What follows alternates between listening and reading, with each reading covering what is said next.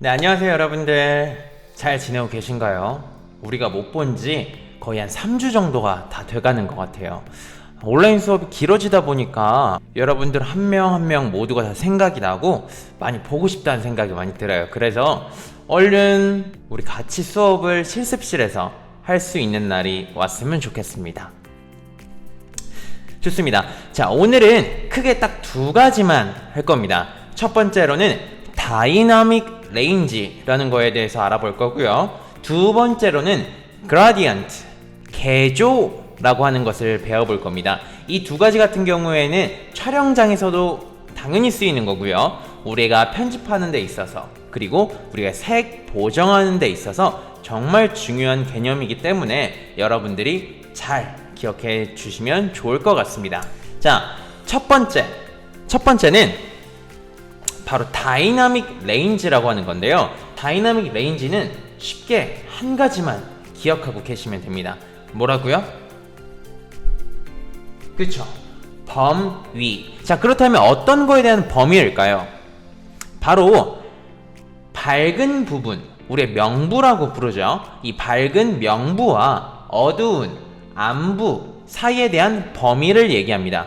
그래서 다이나믹 레인지를 얘기할 때는 넓다 혹은 좁다 라고 얘기를 합니다. 자, 그러면은 이 다이나믹 레인지가 넓다라는 것은 범위가 어떻다는 거죠?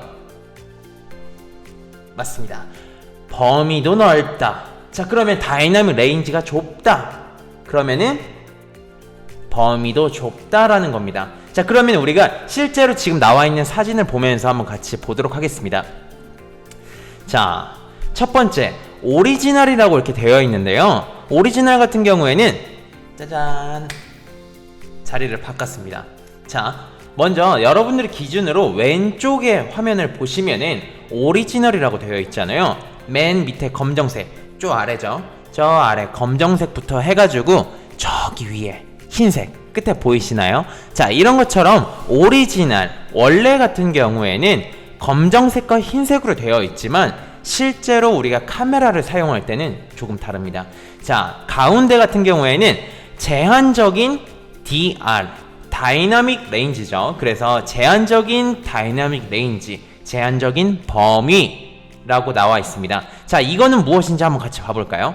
자, 카메라를 옆으로 이동을 해가지고 보시면은 위에는 빨간색이 있고요. 자, 밑에는 파란색이 있습니다.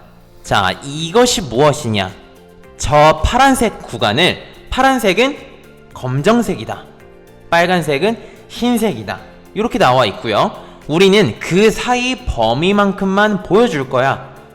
이 빨간색 윗부분과 파란색 아랫부분은 실제로 보여주지 않을 거예요. 왜냐하면 제한되어 있기 때문에. 사실 우리가 어두운 데서 핸드폰으로 무언가 피사체를 찍거나 했을 때 잘 나오지 않는 경우가 있어요. 자, 이거 같은 경우엔 당연히 그 프로세서가 작기 때문에, 이미지를 받아들일 수 있는 게 작기 때문에 어쩔 수 없는 거지만, 기종이 좋아지고 휴대폰에서 미러리스에서 DSLR에서 시네마 카메라 이렇게 넘어갈 경우에는 점점 이것을 빛을 받아들이는 것에 대해서 점점 민감해지고 이 프로세서들이 더 좋아져요. 그래서 실제로 이 다이나믹 레인지가 넓어집니다.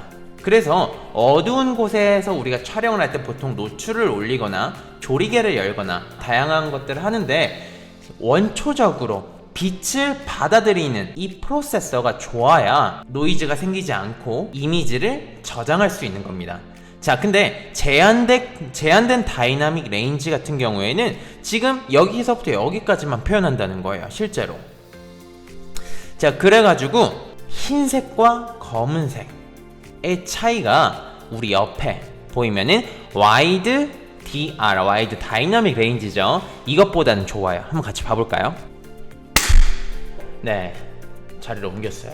자, 이번에는 저쪽 오른쪽 끝에 한번 가볼게요. 우리가 오른쪽으로 보면은 아까 전에 우리가 그 제한된 DR, 제한된 다이나믹 레인지보다 조금 더 넓어졌죠. 자, 이것이 제가 말하는 다이나믹 레인지가 넓어졌다라는 겁니다. 자, 그러면은 조금 색깔, 흰색을 더 밝고 더 나누어서 같은 밝은색, 같은 흰색이라 하더라도 거기에는 분명히 많은 색깔들이 섞여 있고 어떤 단계가 있다는 거죠. 그래서 그것을 조금 더 민감하게 받아들이고, 검정색, 어두운 부분도 단순히 검정색으로 표현한 것이 아니라 그 중에서 검정색으로서의 단계가 있죠. 자, 이것을 우리가 다음에 바로 배울 개조 그라디언트라고 합니다. 자, 그렇기 때문에 이 다이나믹 레인지가 넓어야만 조금 더 다양한 색깔을 가질 수 있다라는 겁니다. 근데 우리가 여기서 중요한 게 하나 있습니다. 제가 여러분들한테 픽처 프로파일 혹은 로그 파일로 영상을 촬영한다, 막 이런 식으로 얘기를 했잖아요. 자, 이게 바로 다이나믹 레인지와 아주 밀접한, 오히려 밀접하고 가장 영향이 있는 주제 중에 하나입니다. 픽처 프로파일 같은 경우에는 후보정을 위한 촬영 방법입니다. 자, 어떤 거냐? 바로 이 넓은 다이나믹 레인지를 압축, 좁게 만드는 거예요. 선생님, 그러면 좁게 만들면은 색깔을 좀 잘 구분할 수 없지 않을까요? 맞아요. 다이나믹 레인지를 압축할 경우에는 약간 무채색, 뿌연 느낌을 받을 수 있습니다. 자, 왜 그렇게 하느냐? 제가 여러분들한테 말씀드렸는지 모르겠지만, 여러분들이 원하는 색깔을 만들고 싶을 때 깨끗한 종이에 그리는 게 편할까요? 아니면은 색깔이 원래 들어간 종이에 그림을 그리는 게 더 편할까요? 맞습니다. 색깔이 들어간 종이에다가 여러분들이 원하는 색깔을 입히려고 해도 이미 색깔이 들어가 있기 때문에 조금 더 많은 물감이 필요하고, 혹은 여러분들이 원하는 색감을 만들 수가 없습니다. 자, 하지만 흰색 종이 같은 경우에는 여러분들이 원하시는 색, 여러분이 원하시는 물감 혹은 색깔의 양에 따라서 이 색깔이 여러분들이 원하는 색으로 만들어질 수 있습니다. 자, 픽처 프로파일 혹은 로그 파일도 마찬가지로 이 다이나믹 레인지를 압축함으로써 다양한 색깔들을 압축해요. 자, 이런 다이나믹 레인지를 좁고 압축함으로써 여러분들이 후보정할 때 있어서 흰색이 색을 더 쉽게 발현시킬 수 있고, 그리고 이 영역들을 데이터를 최대한 확보하기 위해서 줄여놓는 겁니다. 만약에 줄여놓지 않고 넓게 촬영할 경우에는 조금이라도 과노출이 된다거나 노출이 적을 경우에는, 자, 명부와 안부가 날아가요. 이 날아가는 데이터는 어떻게 우리가 복구할 수가 없습니다. 그래서 우리가 로그 파일로 혹은 픽처 프로파일로 찍을 때 당장은 조금 예쁜 영상이 아닐지라도 우리가 후보정을 대비해서 이 명부와 안부를 확보하기 위해서 이렇게 촬영하는 겁니다. 정리를 해서 다이나믹 레인지는 두 글자로 무엇이다? 맞습니다. 범위라고 생각하시면 됩니다. 조금 나아가서 어떤 것에 대한 범위냐 라고 했을 때 바로 명부, 밝은 부분과 안부, 어두운 부분에 대한 차이, 범위를 얘기하는 것이 바로 다이나믹 레인지다 라는 겁니다. 아시겠나요? 자, 전 다시 제자리로 가겠습니다. 네, 이렇게 왔어요. 자, 다이나믹 레인지가 이제는 좀 이해가 되시나요? 우리 예시 사진을 한번 봐볼게요. 자, 이 사진을 한번 봐보도록 하겠습니다. 지금 여러분들이 보이시는 건 어떤 건가요? 백다방도 보이고요, 뒤에 간판도 보이고요. 하지만 여기는 어두운 밤이라는 것을 알 수 있죠. 근데 조금 명확하게 보이지가 않아요. 그쵸? 제가 두 번째 사진을 한번 갖고 와 볼게요. 자, 똑같은 사진입니다. 어떤가요? 자, 우리가 두 개의 사진을 봤어요. 지금 첫 번째 사진과 두 번째 사진의 어떤 차이점은 조금 아시겠나요? 자, 첫 번째 사진은 다이나믹 레인지가 넓을까요? 좁을까요? 넓습니다.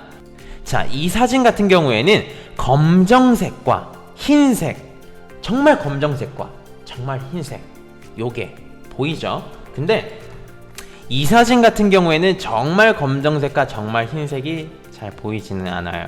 그리고 제가 말씀드렸던 조금 뿌연 느낌이 좀 느껴지시나요?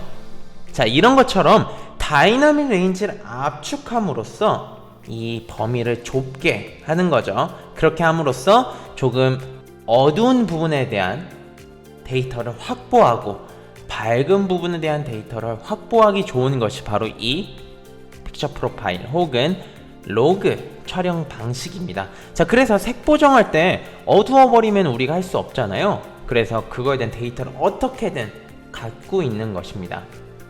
자, 이 두 개의 예시를 여러분들 좀 이해가 가셨나요?